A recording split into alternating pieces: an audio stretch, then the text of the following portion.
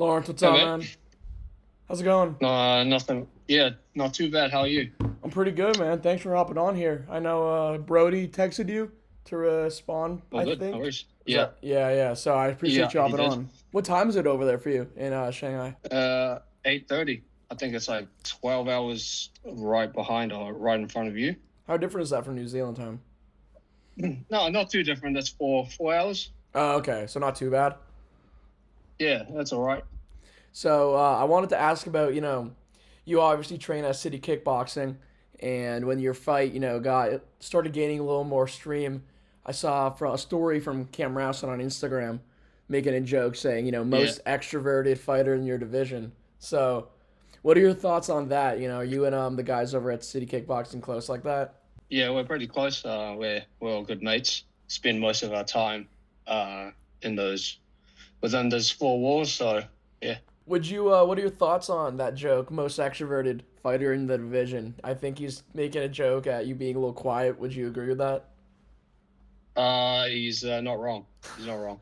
I mean, you've shown your work in the cage, and that's really all that matters. So, a little bit, let's just take us back to the beginning. You were born in Hong Kong and then moved. What was life like growing up, and how did you first find your way into combat sports? I Whenever someone asks what that's like, it just is how it is. Like I don't know. It's just my life. I don't know how I would differentiate it or explain it to other people. Like it's I guess like I would never feel like I was fully Kiwi, never felt like I was fully Chinese. Um yeah, how I found myself into fighting. I was always kind of interested in like that sort of type of sport. I did. My brother jumped into a Muay Thai class when we were in high school, and I joined him a school term later. Did a bit of that. Dabbled in a bit of Brazilian Jiu Jitsu around the same time. Stopped to focus on study. I wanted to get into engineering and finish it fast. And while I was doing that in university, I stumbled my way through the doors of City Kickboxing, and there we, 10 years later, Hmm. 11 years later, here I am. So you've been there 10, 11 years. That's a long time. You've been growing and developing with those guys. So along the way, who are a couple guys that you would say are like your main training partners, and especially leading up to this debut in the UFC? Had a few, there was a little bit of a joke that I was Kai Francis protege. So when he was when he was super active, I was one of his main training partners. Then I've got a few other ones Hmm. at the moment, like around my weight class.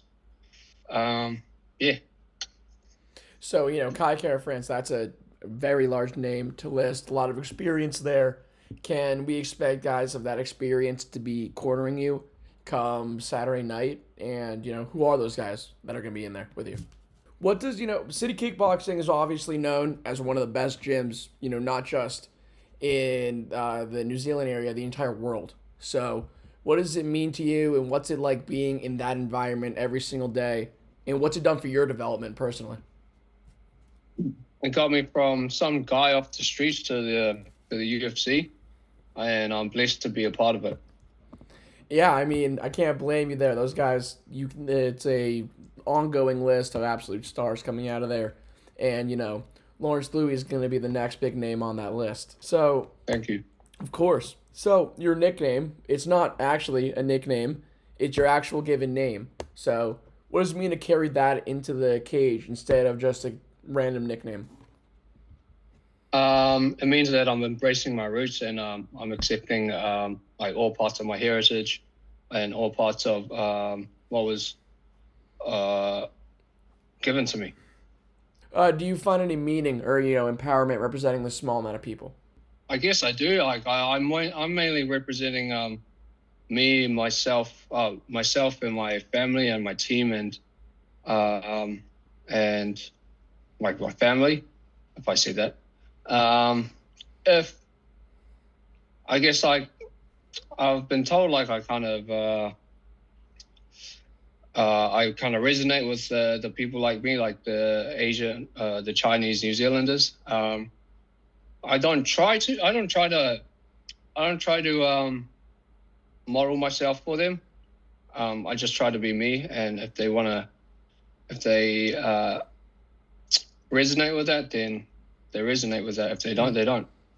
Yeah, I get that. Sounds like you're very on your own path, working towards your greatness, not really worrying about what's up in other people's minds. And that's obviously fared well for you. Obviously, you went 8-1 on your way to the UFC, competing in the road to UFC and many other promotions.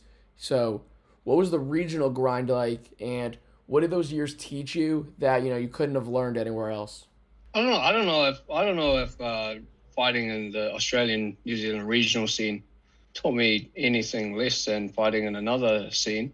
Maybe the fact that we're in New Zealand, we have to travel everywhere to fight, and I think the fighters in the States or in America, they kind of take that for granted that a lot of their competition is pretty close to their homes. They don't have to fly 12 hours every time, or 12 hours every time they compete. So you mentioned 12 hours every time you compete. Is that what, when you were going along the regional grind, was a normal fight for you across the country or across the world? No, no, it was more just like now that I'm in the UFC, we have to fly everywhere to compete. If we're not flying to Australia, then we're flying probably minimum 12 hours.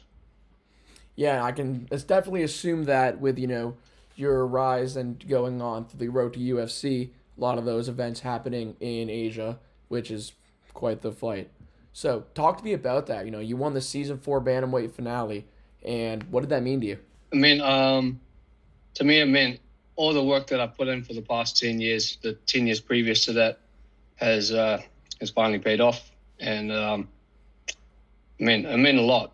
It meant a lot to me. So you say that your last 10 years have finally paid off.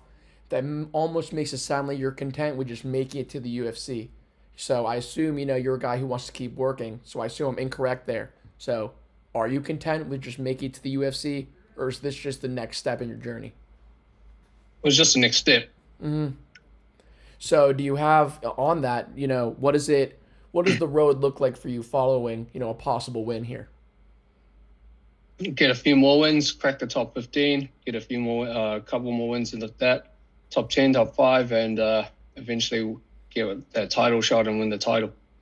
I like that your eyes are already, in the future in the title shot because we all know it's going to come.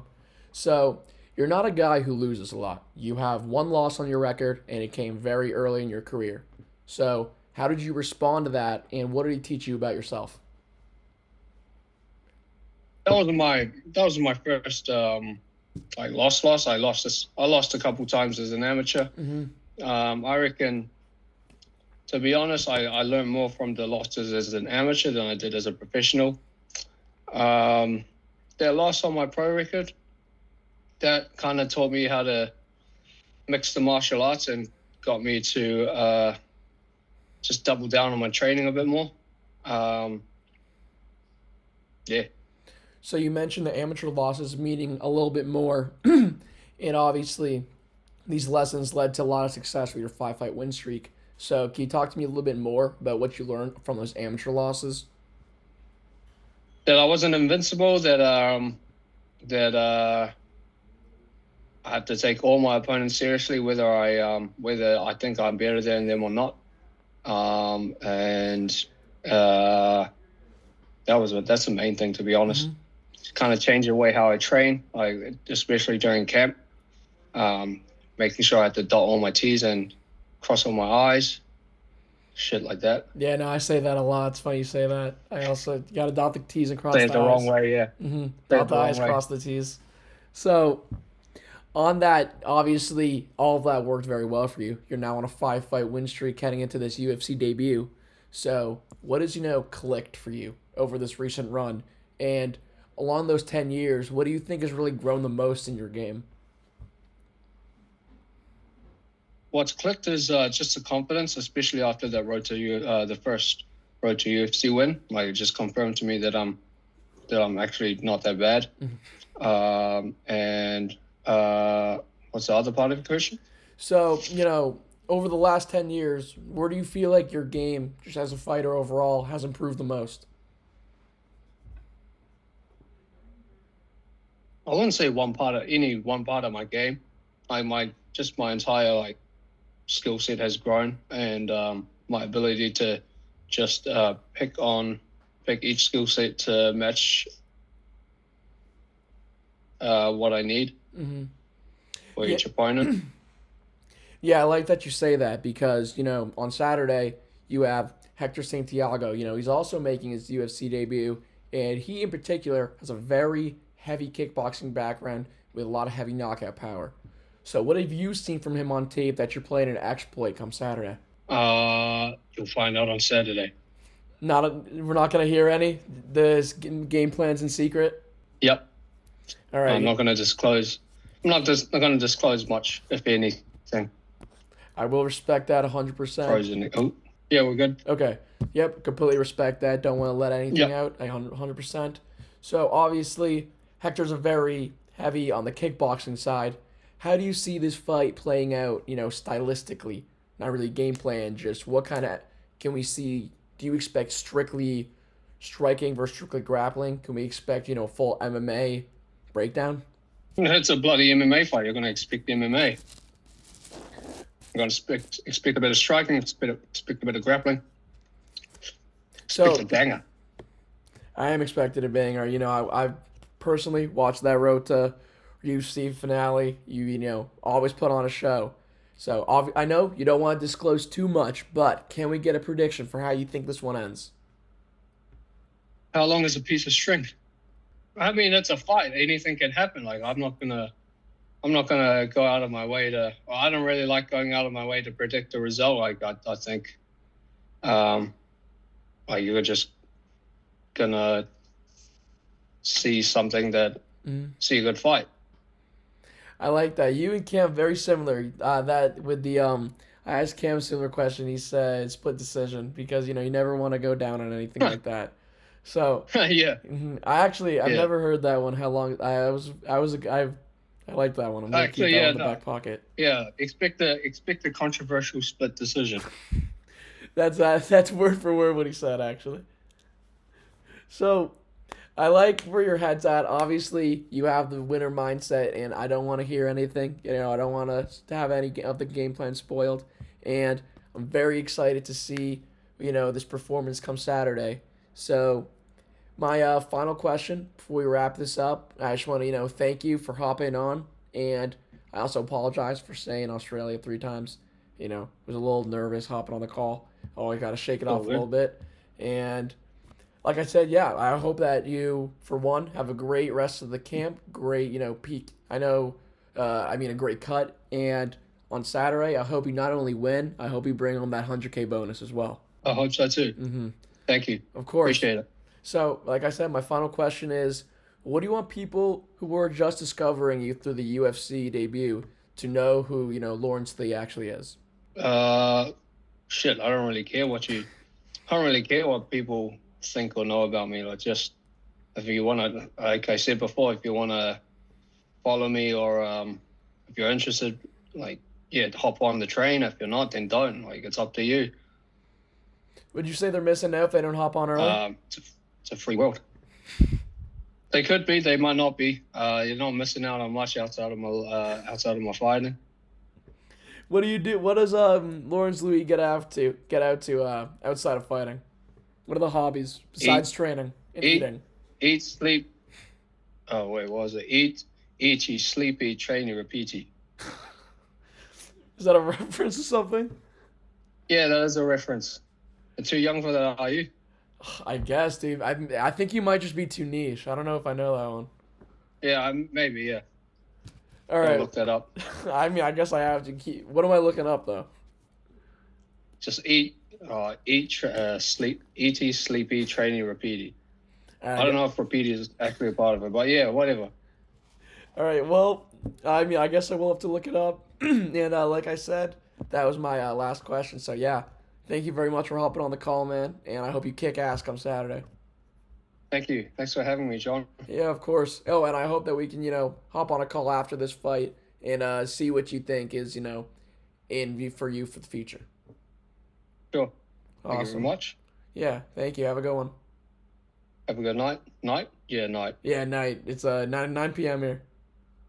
Right. Catch up. Yeah, take care, man.